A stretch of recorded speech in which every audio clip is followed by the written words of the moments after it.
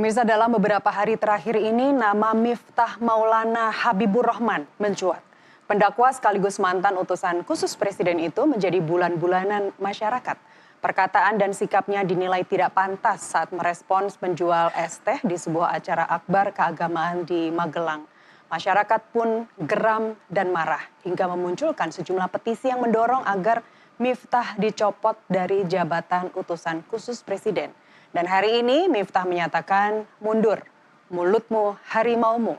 Peribahasa itu sangat tepat menggambarkan situasi yang terjadi saat ini di mana salah diksi berujung pada pengunduran diri. Untuk membahas topik malam ini kami mengundang sejumlah narasumber yang sudah bergabung melalui sambungan Zoom.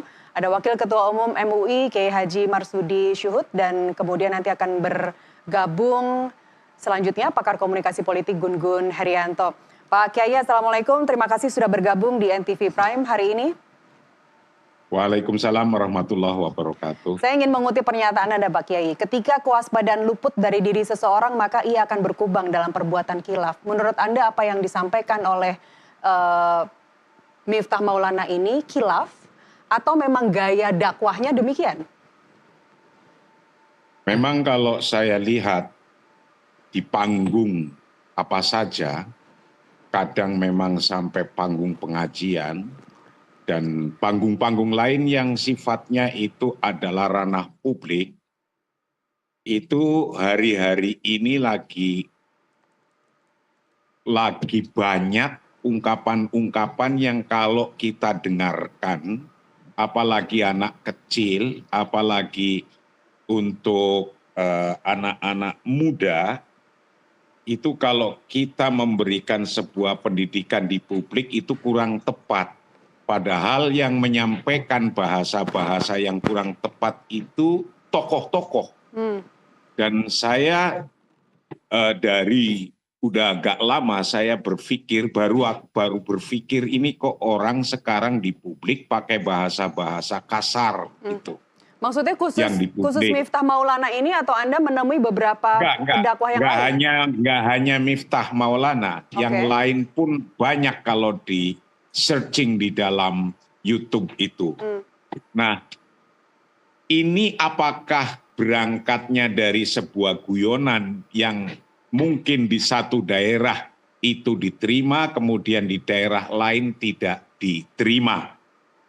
Nah, ketika itu menjadi kebiasaan, betapapun itu guyonan, jika itu merupakan kalimat atau bahasa-bahasa yang tidak tepat, memang mestinya harus dihindari. Memang betul, zohirnya itu yang diperingatkan adalah Gus Miftah Maulana. Zohirnya. Tapi hakikinya sesungguhnya tokoh-tokoh lain termasuk saya sendiri itu juga diperingatkan oleh publik bahwa sesungguhnya publik itu tidak menghendaki bahasa-bahasa yang kurang tepat betapapun itu guyonan. Baik. Kan begitu ini intinya. Ya. Betapapun sekarang yang diperingatkan kan zohirnya Gus Miftah. Tapi hakikatnya yang diperingatkan tidak hanya Gus Miftah. Anda ingin mengatakan bahwa saat ini adalah momen semua pendai atau mereka pejabat publik yang biasa berbicara di muka umum adalah waktu untuk bermuhasabah demikian. Waktu untuk introspeksi apapun yang akan disampaikan ke publik harus memilih diksi yang tepat. Iya, karena selain Gus Miftah kalau kita searching di YouTube atau di TikTok, itu banyak sekali kalimat-kalimat dan ungkapan-ungkapan yang tidak sepantasnya untuk didengarkan di publik. Betapapun itu guyonan. Ya. Nah, diwakili oleh publik hari ini dan dilalah, itu yang kena sentuh adalah Gus Miftah, maka zohirnya yang diperingatkan beliau, tapi hakikinya termasuk yang diperingatkan adalah seluruh tokoh, baik tokoh publik, baik tokoh agama atau lainnya, termasuk diri saya sendiri. Baik, gitu. Kalau khusus untuk dai, Pak Kiai, tugasnya juru dakwah itu kan membuat syiar agamanya menarik, nggak bikin ngantuk para jemaah. Artinya dibutuhkan guyon, dibutuhkan kelakar. Dan masing-masing tentu menentukan standarnya sendiri, menentukan distingsinya masing-masing, gayanya masing-masing. Apakah ini memang gaya yang sekarang sedang disukai atau sebenarnya ini yang benar-benar Anda sesalkan? Karena kemudian kiai yang bikin ngantuk jemaah itu udah dalam tanda kutip tidak laku lagi gitu Pak bagi para jemaah. Ya, jadi begini, dari zaman dulu di publik, apalagi orang-orang pesantren, orang-orang NU itu seneng berkelakar, seneng guyonan. Apalagi Gus Dur, guyonannya itu sentilan-sentilunnya itu dahsyat. Nah, namun ketika guyonan yang semacam ini dari zaman dulu ya adalah mengukurnya gitu. Ada ukuran-ukurannya. Nah, ketika kita pada saat detik ini ukuran guyonan yang semacam itu memang ya publik itu tidak cocok untuk di seorang tokoh agama atau pendai kemudian mengambil kalimat yang bisa disalah interpretasikan. Kalau yang tidak salah interpretasinya mungkin malah ikut ketawa terbahak-bahak kan begitu. Ya. Karena dianggapnya itu guyonan biasa di wilayahnya atau di event itu. Tapi publik faktanya sesungguhnya tidak bisa menerima. Dan model yang kayak gini, pidato-pidato yang keras, bahkan menyebut nama-nama juga sangat keras. Ya. Ya, di televisi saya yakin Mbak sering mendengarkan juga kan kalimat-kalimat yang senada dan bahkan seirama dengan itu. Saya sudah pernah menyampaikan dulu di beberapa media untuk bisa memilih kata-kata yang bisa diterima di publik, betapapun itu guyonan, itu intinya di situ. Baik. Karena kita kan dibilangin ngajarin akhlak, ngajarin moral, ngajarin cara berbicara, ngajarin cara tingkah laku atau adab. Tapi ketika ngomong kok kita kadang-kadang out of control. Ya. Nah memang omongan itu kadang-kadang keceplos setelah sudah keluar dari mulut kita, baru kita itu menyadari, kenapa kok saya tadi ngomong begitu? Ya. Kenapa kok saya mewakilkan dengan kata-kata itu yang saya keluarkan. Nah itu kadang-kadang getunnya, sadarnya itu setelah diungkapkan. Ya. Nah, apalagi yang sudah terbiasa dengan kalimat-kalimat gitu. Itu kan otak, pikiran, penyampaian pidato, itu kan sesungguhnya kayak muter kaset. Kayak muter kaset dengan kalimat-kalimat yang sudah terbiasa di-download di pikirannya. Nah, ketika kalimat-kalimat itu sudah terbiasa di-download mengeluarkan itu, nanti akan keluar itu lagi, keluar itu lagi. Nah, untuk itu menurut kami hakikatnya peringatan publik ini juga ada memperingatkan saya sendiri, memperingatkan tokoh-tokoh publik yang lainnya yang biasa ngomong di publik. Maka menurut saya dari kejadian ini kita harus mampu untuk mengambil iktibar, mengambil pelajaran agar juga kita menyampaikan peradaban yang baik dengan menggunakan bahasa yang tepat dan baik. Baik. Itu intinya. Tadi Anda menyebut soal ukuran, Pak Kiai. Dulu MUI juga menyampaikan bahwa adanya program standarisasi dari MUI untuk para pedakwah, untuk para dai, untuk para ustadz. Tapi kemudian memang banyak tentangan yang alasannya akan berkesan terlalu Muhammadiyah kalau program itu dijalankan secara serempak untuk semua dai di Indonesia. Sebagian juga MUI sendiri mengatakan bahwa sifatnya hanya sukarela dan tidak menjadi prasyarat untuk berdakwah. Artinya tidak ada sertifikasi khusus demikian yang dikeluarkan oleh MUI. Sampai di mana sebenarnya program itu berjalan dan apakah itu akan menjadi solusi ke depan bagi para pedakwah di Indonesia agar bertutur kata yang baik, tidak menghina, tidak mengolok-olok. Tapi jawabannya ditunda dulu Pak Kiai. Kami akan kembali usai jeda pariwara berikut. Pemirsa tetaplah bersama kami.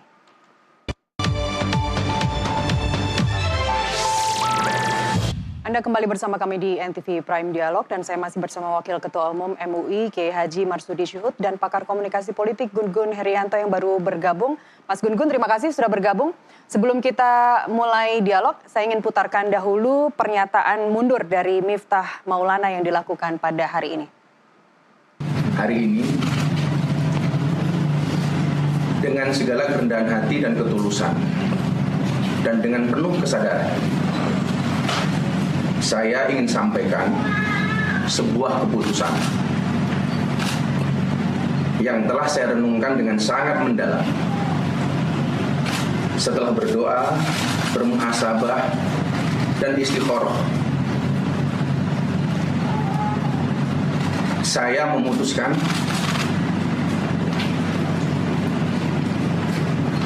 untuk mengundurkan diri dari tugas saya sebagai utusan khusus Presiden bidang kerukunan beragama dan pembinaan sarana keagamaan. Keputusan ini saya ambil bukan karena ditekan oleh siapapun, bukan karena permintaan siapapun, tetapi keputusan ini saya ambil karena rasa cinta, hormat dan tanggung jawab saya yang mendalam kepada Bapak Presiden Prabowo Subianto serta seluruh masyarakat. Sekali lagi saya ulangi,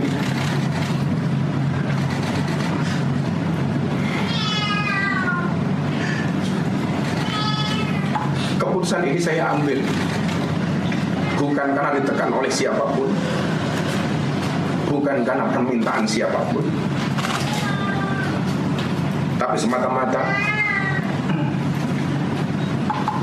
keputusan ini saya ambil karena rasa cinta, hormat, dan tanggung jawab saya sangat mendalam kepada Bapak Presiden Prabowo Subianto serta seluruh masyarakat Indonesia. Keputusan ini bukanlah sebuah akhir ataupun langkah mundur, melainkan langkah awal untuk terus berkontribusi kepada bangsa dan negara dengan cara yang lebih luas dan beragam. Demikian tadi pernyataan mundur dari Miftah Maulana setelah begitu banyak desakan untuk yang bersangkutan agar mundur dari jabatannya sebagai utusan Presiden. Saya langsung ke Mas Gun Gun. Dalam 2 hari Mas Gun Gun sudah ada lebih dari 3 juta engagement terkait Miftah. Bahkan ada hashtag copot Miftah. Dan akhirnya hari ini terjadi yang bersangkutan mundur. Saya ingin tahu pendapat Anda dulu dari sejak awal video ini beredar sampai mendapat perhatian dari Perdana Menteri Malaysia Anwar Ibrahim yang cukup keras begitu memberikan komentarnya. Saya ingin dengar pendapat Anda dulu Mas Gun Gun. Ya, menurut saya ini pelajaran penting soal CPM ya. Dalam komunikasi itu ada namanya Communication of Privacy Management. Ini standar sebenarnya, yaitu soal pengelolaan privasi komunikasi. Kenapa? Karena komunikasi bukan ruang hampa, dia selalu punya konteks. Namanya konteks representasi diri. Contoh misalnya, sebagai utusan khusus, tentu berbeda posisinya dengan hanya semata-mata sebagai pendakwah. Jadi dalam dirinya kemudian tidak hanya membawa pribadi tetapi juga pewajahan pemerintah. Oleh karena itu maka CPM tentu harus jauh lebih kuat. Kenapa? Karena seorang saudara Miftah itu tidak hanya membawa representasi dirinya, tetapi juga representasi institusi yang diwakilinya. Sekalipun dia berceramah, pengetahuan yang dimiliki dirinya, tetapi ada atribusi sosial yang menambah bobot kehadirannya di ruang publik. Makanya kemudian harus mengingat yang disebut dengan salah satu prinsip dalam komunikasi namanya irreversible. Sesuatu yang sudah diucapkan itu tidak bisa ditarik ulang, sekalipun mungkin dengan meminta maaf, tetapi ada namanya memori kolektif untuk mengingat apa yang sudah disampaikan oleh orang pada saat itu kemudian terresonansikan atau digaungkan oleh beragam media termasuk media sosial. Oke. Tapi bukankah ini seperti tradisi lama-lama Mas Gun-Gun ya? Pejabat publik salah ngomong kemudian berujung minta maaf, dan untuk kasus Miftah Maulana ini sendiri jubir kantor komunikasi kepresidenan juga tadinya mau merespons video itu, membuat counter argumen selaku tugasnya sebagai jubir presiden, tapi kemudian justru membuat atau mengucapkan diksi yang salah dan kemudian minta maaf. Kalau ini sebagai sebuah tradisi, saya di awal tadi sudah bahas panjang lebar begitu mengenai apa yang diucapkan oleh pejabat publik dan juga dai-dai begitu. Kalau ini sebuah tradisi, apa langkah yang harus dilakukan untuk membuat mitigasi agar nggak salah ngomong? Atau sebenarnya penunjukannya dari awal memang salah? Iya, penunjukan tentu wilayahnya adalah wilayah otoritatif ya, dan kalau bicara presiden tentu hak prerogatif. Paling kalau ditanya tadi soal mitigasi, yang perlu dilakukan dan sangat menjadi hal yang memiliki urgensi tinggi adalah FCR. Jadi FCR itu namanya Finding, Conclusion, Recommendation. Jadi ketika misalnya mau menanggapi sesuatu seperti misalnya jubir dari CPO atau dari apa itu ya Bu, yang kemudian menggunakan diksi rakyat jelata begitu ya, itu kan menambah masalah menjadi Semakin jauh blunder. lebih blunder begitu ya. Nah makanya kemudian saya ingin mengatakan begini, dari perspektif komunikasi politik ya. Komunikasi itu kan perlu membangun 4 hal. Pertama namanya mutual understanding, pemahaman bersama. Yang kedua itu goodwill, yang ketiga respect, kemudian yang keempat namanya damage control atau mengontrol potensi-potensi kerusakan. Nah inilah bagian penting dari tujuan komunikasi publik sekaligus komunikasi politik. Nah kalau keempat hal itu tidak kemudian muncul, berarti kita anggap adanya kegagalan dalam proses berkomunikasi. Contoh misalnya, mau merespon satu hal, tetapi justru menambah masalah dalam lain hal, itu berarti damage controlnya menjadi problem. Begitu Mbak Nastiti. Oke. Nah, Anda mau mengatakan bahwa kantor komunikasi kepresidenan saat ini kecolongan dengan begitu banyak blunder yang akhirnya diucapkan, dan nggak cuma 2 orang yang sedang kita bahas saat ini, Mas Gun-Gun. Ada beberapa menteri yang mengatakan sesuatu yang kemudian berujung blunder gitu. Ya memang ini bicara soal narasi pemerintah ya. Kita ingat bahwa mengelola komunikasi itu tidak mudah. Kenapa? Karena ini kan bicara banyak kepala. Makanya ketika berada dalam satu organisasi besar namanya birokrasi, terlebih misalnya di level tinggi seperti kabinet, maka diperlukan yang disebut dengan orkestrasi narasi melalui penyiapan tadi. Penyiapan protokol komunikasi, dan ini standar sekali. Ada sekian indikator dalam protokol komunikasi presiden misalnya, atau protokol komunikasi pemerintah. Dan ada 3 faktor ya yang penting di situ. Pertama namanya narasi. Kemudian yang kedua CPM atau Communication of Privacy Management. Ini penting sekali. Kemudian yang ketiga bagaimana simbolik convergence-nya, bagaimana penyatuan simboliknya melalui apa? Kata, simbol, gestur, ya dan lain sebagainya. Dan itu menurut saya menjadi hal yang sangat urgent sekali. Makanya gini Mbak Nastiti, sebagai orang sosial pasti tahu ya, bahwa dinamika yang berkembang itu sangat cepat, terlebih di media sosial. Makanya Mas Gun-Gun, audionya tidak terdengar. Ya, tadi kenapa? sempat hilang. Gimana sekarang? Ya, silakan Mas. Jadi Jadi kita harus berdisiplin siapa koki dan siapa penyaji. Artinya siapa yang kemudian memerankan information role sebagai penyampai dan siapa yang kemudian penyuplai informasi.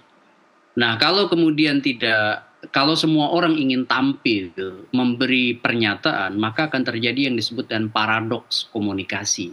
Nah, itu yang terjadi. Dan juga harus tahu namanya fungsi representasi diri. Kalau misalnya berposisi sekarang dalam konteks pemerintahan, sebut aja entah itu juru bicara, entah itu utusan khusus, entah itu staf khusus. Yang paling penting adalah tentu menjaga pernyataan itu tidak backfire pada pemerintahan yang sedang membangun trust. Ini kan belum lama pemerintahan ini berjalan. Sehingga yang dibutuhkan adalah social capital yang namanya trust. Kalau kemudian trust tidak terbangun, ya repot untuk mendapatkan dukungan publik. Oleh karena itu, maka agenda pertama selain tentu ya soal tata kelola masing-masing kementerian adalah mengelola komunikasi publik yang intens, sehingga komunikasi publik itu bisa selaras dengan keinginan Pak Prabowo untuk membangun pemerintahan yang kuat di awal. Gitu. Oke, sebelum saya ke Pak Kiai, Mas Gun-Gun, tapi bukankah tidak ada yang berubah dari seorang Miftah Maulana? Dari dulu gaya berdakwahnya memang kayak gitu, guyon penuh kelakar, banyak yang menikmati cara bercandanya, cara berdakwahnya. Saya termasuk yang menikmati sebenarnya. Dan non-muslim pun, mereka non-muslim pun juga mengaku bahwa ikut menikmati ketika Miftah Maulana ini berdakwah. Artinya kalau tadi Anda mengatakan bahwa ini betul hak prerogatif Presiden untuk menunjuk siapa saja utusan dan pembantu-pembantunya, tapi apakah kemudian representasi diri seseorang itu harus berubah? Gesturnya, gayanya harus berubah seketika dia menjadi pejabat publik? Ya, begini. Setiap orang pasti punya gaya. Ya, dalam komunikasi politik itu ada beberapa gaya yang biasanya dimiliki. Contoh misalnya Pak Kiai, ya Kiai Marsudi itu punya gaya. Saya punya gaya namanya misalnya ya, ada orang equalitarian, ada orang structuring style, ada orang misalnya controlling style, ada dynamic style. Contoh seperti Pak Ahok itu dynamic, Pak Jokowi itu equalitarian. Kemudian controlling style misalnya seperti Pak Harto. Jadi itu gaya yang dimiliki oleh tiap orang, tetapi gaya itu harus beradaptasi dengan konteks waktu dan konteks momentum ya, yang kemudian di mana pesan itu bisa relevan. Contoh ya, saya ingin mengatakan Saudara Miftah itu akan sangat bagus ketika misalnya dia seorang dynamic style, menyampaikan pesan dengan kelakar, dan itu sebuah gaya yang dimiliki oleh dirinya. Tetapi setelah dia dikukuhkan sebagai utusan khusus Presiden, gaya yang tadi itu harus juga dimitigasi untuk tidak masuk ke wilayah-wilayah yang riskan. Seperti misalnya pernyataan seksis atau pernyataan yang sifatnya bisa dianggap merendahkan profesi atau merendahkan kesetaraan dan lain-lain. Memang canda itu hal yang biasa, lumrah. Tetapi kemudian harus dikontrol sekarang. Kenapa? Karena dia bukan semata-mata posisi sebagai pendakwah, tetapi posisinya sebagai utusan khusus Presiden. Baik, saya ke Pak Kiai Marsudi. Dakwah syiar tujuannya kan pesannya supaya sampai, supaya jamaah memahami apa yang disampaikan oleh seorang pendakwah tadi. Bukankah harusnya dibebaskan saja Pak Dai? Nggak ada standarisasi, nggak ada ukuran selama itu tidak menodai tidak bertentangan dengan akhlak-akhlak. Ya, memang keinginan kita kan begitu, menyampaikan apa saja dengan baligh. Baligh itu nyambung, connect, bisa diterima oleh mustami'in atau yang mendengarkan itu bisa menerima dengan paham. Nyaman. Nah, maka ketika di dunia dakwah para pendai, kalau monoton menyampaikan kayak ngaji kitab salaf, kitab membaca kitab begitu saja, mungkin ya ada banyak yang tidur, kan begitu.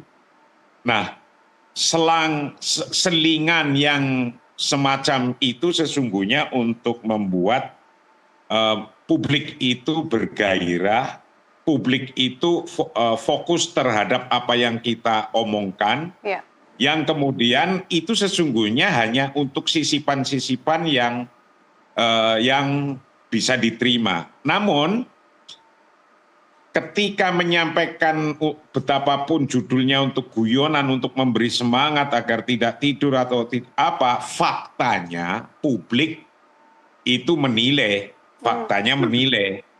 Memang diawali dari alamatnya ke Gus Miftah, tapi sesungguhnya di tempat lain atau tokoh lain ya banyak yang semacam itu kalau kita lihat. Nah, karena hari ini kita sudah mengerti bahwa publik ternyata tidak bisa menerima dengan model guyonan yang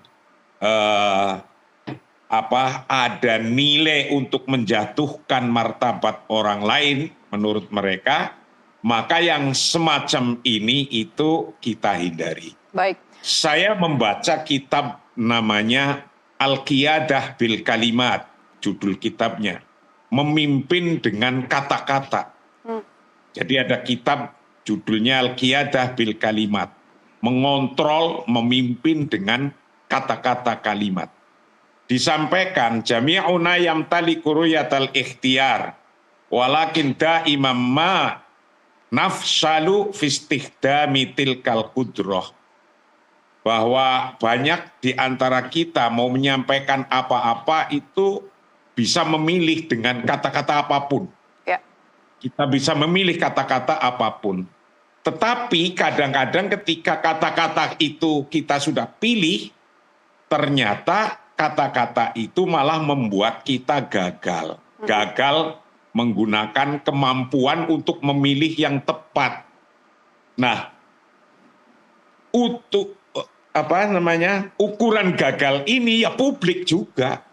Di publik, kalau di publik tetap diterima, ya biasa menjadi biasa. Tapi kalau publik nggak menerima, ya jadi tidak biasa. Nah, maka yang demikian ini, kultur budaya juga itu akan mempengaruhi dengan kebiasaan kata-kata kita setiap harinya. Ya. Gitu. Nah, ketika memang mungkin di suatu daerah itu kata-kata itu biasa, di daerah lain itu tidak biasa, itu juga pengaruh. Namun ketika kita sudah zamannya IT semacam ini, sekarang kita sudah tidak mengenal kata-kata itu di daerah ini diterima, di daerah sana tidak diterima, karena pada dasarnya sudah semuanya menjadi satu daerahnya. Nah, yang demikian, Majelis Ulama Indonesia kita mengadakan juga sertifikasi ya antara lain untuk saling mengingatkan demikian di antara materi-materi yang disampaikan kepada para peserta sertifikasi dai antara lain adalah bagaimana bisa memilih kalimat, kata-kata yang tepat, yang baligh, tapi yang fresh juga bisa disampaikan. Itu kira-kira. Baik, kita akan lanjutkan di segmen berikutnya terkait sertifikasi dari MUI tadi, apa saja syarat-syaratnya. Kita lanjutkan di segmen berikut. Kita lanjutkan dialog, saya masih bersama Wakil Ketua Umum MUI, Kiai Haji Marsudi Syuhud, dan pakar komunikasi politik, Gun Gun Herianto. Pak Kiai, terkait dengan sertifikasi atau program standarisasi dari MUI, apa saja syarat yang harus dipenuhi oleh seorang kiai, seorang ustadz, seorang pendakwah untuk mendapatkan sertifikat tersebut? Memang sebelum mereka mengikuti, dinyatakan menjadi peserta untuk mendapatkan sertifikat standar sertifikat dai di Majelis Ulama Indonesia, pertama adalah yang ditanyakan adalah tentang background atau keilmuan mereka. Nah, tentunya adalah keilmuan yang basicnya utamanya adalah agama. Nah, basic agama ini tentu beberapa pelajaran agama yang menyertainya yang harus dikuasai. Tidak sekedar hanya menguasai satu ilmu tauhid atau fikih, akhlak, tapi juga ketika di satu stage di panggung, itu kita hanya salah ucap tentang makhrajnya Quran saja, itu sudah menjadi geguyon Oke. atau kritik akan muncul. Membaca salah saja, salah baca, itu sudah menjadi sesuatu yang dinilai oleh publik. Maka background keilmuan yang cukup itu nomor satu. Oke. Nomor dua, karena di Majelis Ulama Indonesia itu ada sekitar 87 organisasi, biasanya adalah kita meminta rekomendasi dari organisasi itu yang ada di Indonesia. Karena Ada berapa nanti banyak sih Pak jika- Kiai?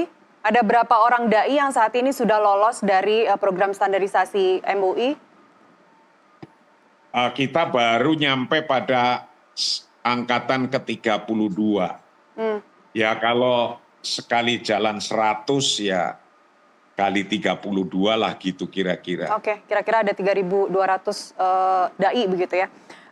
Saya ingin ke Mas Gun-Gun. Anda sepakat dengan program ini, Mas Gun-Gun? Kalau kritik yang beredar luas, nanti kesannya akan akan Muhammadiyah banget kalau melakukan program standarisasi ini. Dan satu lagi, sifatnya hanyalah sukarela, tidak mengikat. Iya, yang disampaikan oleh Pak Kiai Marsudi itu udah baik ya menurut saya. Ini program yang memitigasi sebenarnya kan kompetensi, profesionalitas, sekaligus juga memitigasi banyak hal, terutama begini, dalam social learning theory itu kan dai, figur, ulama, tokoh ya, opinion maker, opinion leader itu bisa di copycat perilakunya. Ya, patron ya. Ucapannya itu bisa diserap, dianggap sebagai kadang menjadi kebenaran begitu. Oleh karena itu butuh kehati-hatian kompetensi, kehati-hatian profesionalitas, terutama di bidang keilmuan yang disampaikannya. Nah, oleh karena itu maka apa yang tadi disampaikan oleh Kiai Marsudi, saya sepakat. Ya, ini penting sekali ya dalam konteks misalnya bicara soal umat yang, mohon maaf ya, ini seperti piramida. Dan lapis terbesar dari komposisi masyarakat itu adalah general public atau masyarakat awam. Di tengah itu namanya attentive public, kemudian di puncak itu namanya kelompok elit. Nah, masyarakat awam ini akan terpengaruh oleh attentive public dan elit. Makanya kemudian ketika tokoh agama yang dimasuk kategori elit ya dalam infrastruktur politik, itu tentu juga harus dibekali dengan kemampuan-kemampuan standar, bahkan kalau bisa mumpuni begitu untuk kemudian menjadi role model. Ada 3 perilaku meniru kan, ada same behavior, ada copying, ada match dependent behavior namanya dalam konteks social learning tadi. Ya. Jadi ada orang yang meniru karena dirinya masing-masing independen tetapi kebetulan memiliki hobi yang sama, akan muncul tuh peniruan perilaku. Atau dia mengcopy perilaku, copying. Perilaku copying ini biasanya dilihat dari siapa yang kemudian memengaruhinya, memaparnya. Dan dalam konteks umat tentu para kiai, para tokoh, para pendakwah itu seringkali kemudian memiliki banyak pengikut ya, dan itu bisa mengcopycat perilaku dari mereka yang kemudian awam. Ada juga yang meniru itu karena match dependent behavior. Jadi perilakunya itu karena tahu ada insentif di situ untuk meniru gitu. Dan dia meniru karena jelas dia mendapatkan sesuatu, entah itu prestis, entah itu bentuknya materi. Begitu. Oke, baik. Artinya setelah mundur dari jabatan publik pun itu sebenarnya tidak cukup, ada gaya khas yang harus diubah oleh seorang pendakwah. Kalau kita bicara teori modeling tadi. Tapi Mas Gun-Gun, kalau yang bersangkutan juga tidak mengubah gaya khas tersebut dan juga diikuti oleh pendakwah lainnya, siapa yang bisa nyemprit kalau lagi-lagi seorang dai merendahkan orang lain? Masa viral dulu baru ada pernyataan sikap? Ya, jadi begini, harus dibedakan antara gaya khas itu dengan pesan yang disampaikan. Gaya khas itu pasti semua orang punya, ya. Seperti Gus Miftah atau Pak Miftah itu punya gaya khas. Seperti halnya juga misalnya Mbak Nastiti punya gaya khas. Tetapi gaya khas itu kan belum tentu pesannya melukai orang kan. Gitu. Makanya kemudian Oke. yang perlu dikontrol itu adalah CPM-nya tadi, Communication of Privacy Management-nya. Jadi harus dikontrol pesan ini kira-kira bisa diterima atau tidak di masyarakat ya. Kalau merendahkan profesi orang tuh kira-kira orang yang berprofesi sama merasa terlukai atau tidak. Kalau orang disebut misalnya tidak cantik, kemudian atau kalau misalnya cantik dia akan menjadi titit gitu ya. Ya. Itu kita quote dari siapa namanya Gus Miftah. Ini kan menurut saya agak kurang patut ya, ketika misalnya profesi yang tidak seharusnya kemudian didengar, terutama dengan strata orang yang berbeda-beda di kelompok tertentu yang hadir di situ kan bukan hanya orang dewasa tapi juga orang kecil. Bukan kurang lagi Mas Gun-Gun sangat tidak terpuji karena merendahkan perempuan. Saya ke makanya. Iya, silakan. Ya, makanya kemudian kita perlu tidak usah orang itu memang keluar dari gaya uniknya atau gaya khasnya, tetapi dia mengkontrol pesan dan gestur yang ingin disampaikan ya gitu kira. Baik, Pak Kiai, sebenarnya gaya khas kelakar yang, mohon maaf saya harus mengatakan ini, yang gaya merendahkan orang lain ini, yang Anda tahu sejak kapan sih Pak Kiai Marsudi? Karena kalau kita lihat video yang viral itu kan Habib-Habib yang di sebelahnya mereka para pemimpin ponpes loh. Itu malah seperti mendukung, tidak ada yang membela sang Pak Son Haji gitu. Sebenarnya ini tuh sudah berlangsung berapa lama Pak Marsudi?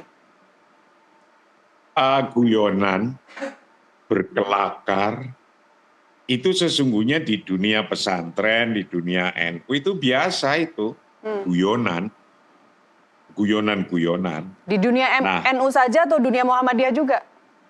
Ya saya yakin lah, karena itu kadang-kadang guyonan itu adalah ukuran dari sebuah kecerdasan seseorang untuk memecahkan suasana.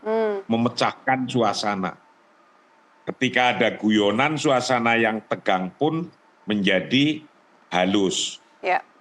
Ketika ada guyonan, situasi yang mencekam akan menjadi, atau yang tadinya ngantuk menjadi nggak ngantuk, wis gampangannya begitu. Nah, tapi yang demikian ini memang butuh untuk memilih kata-kata. Karena kalau pilihan kata-kata yang enak, walaupun itu adalah digunakan untuk guyonan, itu dikatakan dalam kitab yang tadi saya sampaikan, innal kalimatat thayyibah kalma'il ladzi yutfi'u lahibal ghadabi. Kalimat yang nikmat, yang enak didengarkan, yang thayyibah itu seperti air yang bisa memadamkan api. Nah, tergantung memilih kalimat apa sih yang tepat, yang balik, yang nyambung dari kata-kata itu kepada audiens. Nah itu maka menjadi audiens pun itu akan menjadi terbiasa dengan kalimat yang guyonan yang menyejukkan. Nah tapi memang ya saya melihat, pribadi saya melihat kondisinya di YouTube pidato-pidato tokoh bisa di-searching, itu menurut saya sudah kelebihan juga. Siapa Pak Kiai? Ini di lain Gus Miftah ya. Siapa saja Pak Kiai? Siapa saja? Ya saya nggak akan nyebut siapanya, tapi bisa dibuka, di searching. Bahkan ngata-ngatain kepala negara, ngata-ngatain yang lainnya gitu. Tokoh sama tokoh, kalimatnya menurut saya sudah kelebihan. Maka mudah-mudahan kejadian ini memperingatkan khususnya buat saya yang di publik juga, dan untuk orang lain siapa saja, agar addressing-nya kepada Gus Miftah, tapi sesungguhnya hitobnya kepada semuanya termasuk saya. Ya, termasuk kita semua Mas Gun-Gun. Dan Mas Gun-Gun, Kalau sekarang Miftah Maulana sudah mundur, menurut Anda siapa utusan khusus bidang kerukunan beragama dan pembinaan sarana keagamaan? Utusan khusus Presiden, sosok Anda mungkin sudah melihat ada sosok yang pantas untuk menggantikan atau menurut Anda seseorang yang menyuguhkan seperti Kiai Marsudi ini yang menempati posisi-posisi seperti itu? Saya akan bicara kriteria, bukan bicara nama ya. Jadi Oke. memang posisi ini penting di tengah multikulturalnya Indonesia, di tengah keragaman agama di Indonesia. Jadi utusan khusus ini boleh tetap dipertahankan oleh Presiden Mhm. dan harus diisi oleh orang-orang yang pertama menurut saya punya kualifikasi keilmuan memahami moderasi beragama di Indonesia. Kemudian yang kedua juga memiliki kemampuan komunikasi lintas jaringan, termasuk juga lintas agama. Kemudian terlebih bagus juga kalau punya pengalaman di organisasi keagamaan besar yang berpengaruh di Indonesia. Sehingga itu akan memudahkan sekali proses membangun jejaring komunikasi, baik itu komunikasi publik ya maupun komunikasi organisasi lintas strata. Kemudian yang keempat tentu ya proses representasi dirinya itu tidak kemudian kontroversial Ya. atau sebut aja memiliki gaya yang potensi tidak bisa dikontrol proses komunikasinya.